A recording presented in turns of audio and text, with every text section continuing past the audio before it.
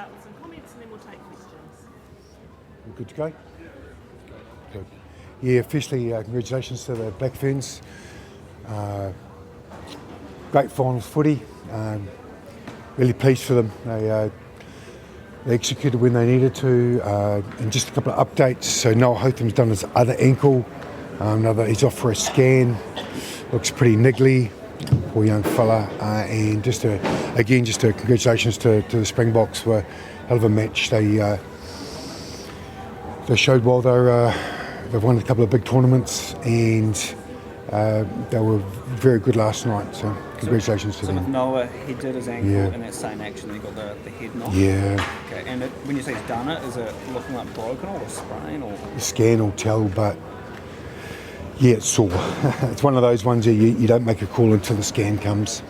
Either Cam or Ortiz likely to come into the frame for that first Bledisloe? Yeah, both at this stage are tracking for Bledisloe 1. Would that be a big boost? It'll be a massive boost, yeah. It'll be good to get a couple coming back the other way, yeah.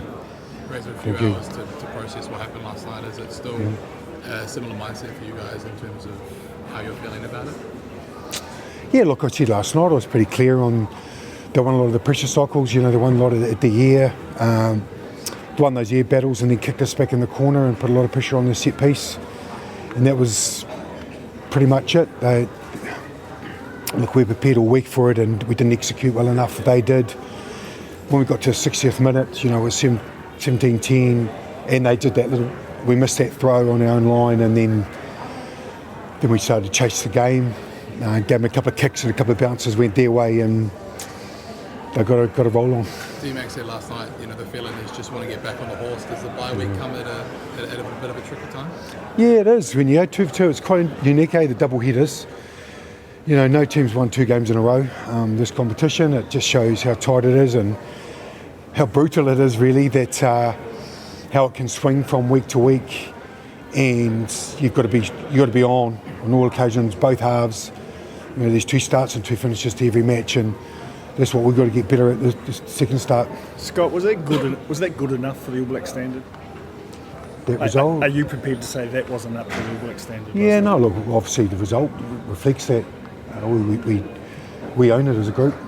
The market's pretty clear that we got to a point where we played some great rugby and then we let them get away with it. The execution wasn't good enough. Start the second half wasn't what we expect of ourselves. After the Boks got their butts kicked in Joburg, Rassie said they were dog shit.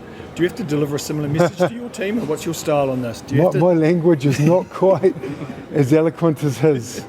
I think, look, he might stay a little bit more straight up and square, but we've got to be able to go repeat efforts. We saw how important and how we executed in a pretty much a title fight in Eden Park, and then we came back and to half-time we're still right there and then we didn't deliver. So we want to go chase too much, we want to be clear, we want to be focused. What do we learn out of that to take in the Bledisloe? But just be honest with each other as a whole group. All of us, starts with me. That's been Yeah. aerial battle for Yeah. It's been a lament for you for a while, certainly this year. Stand here, so you didn't win the aerial battle, didn't win the aerial battle. Why is that a continual pattern, do you think? Yeah, we put a lot of time into it, Grieger. And probably the return we're not getting as much as we'd in the outcomes. So look, we're going to change and tweak the weeks.